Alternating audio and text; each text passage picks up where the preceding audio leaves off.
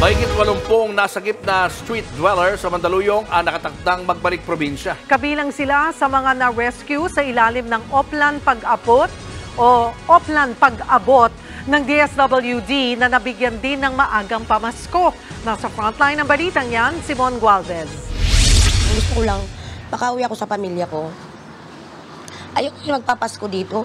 Ito ang tanging hiling ni alias Marjorie ngayong magpapasko. Kasama siya sa mga hiningkayat ng DSWD para sa Oplan Pag-abot matapos makitang pakalat-kalat at naninirahan sa kalsada sa Las Piñas. Mahigit isang buwan na siya sa pasilidad ng ahensya at nakatakdang pauwi ng Bulacan kung saan naroon ang iba niyang kaanak na kukup sa kanya. Aminado si alias Marjorie, hindi siya sanay manatili sa isang gusali.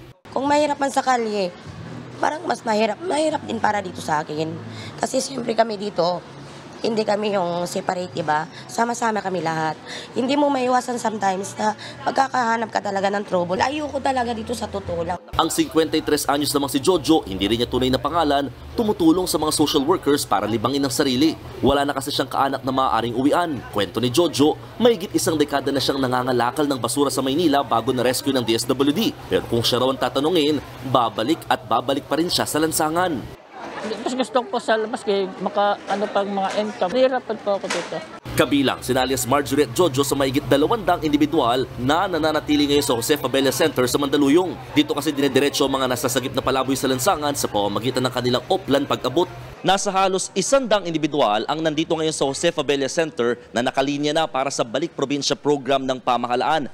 Kadalasan inaabot ng ilang linggo hanggang buwan ang pananatili nila rito habang pinoproseso ang kanilang paglilipat. Bukod sa street dwellers, kasama rin sa institusyon na higit 100 pasyenteng gumaling na mula sa mental health facilities na wala ng pamilyang uuwian, bagay na pare-pareho sinusuportahan ngayon ng pamahalaan.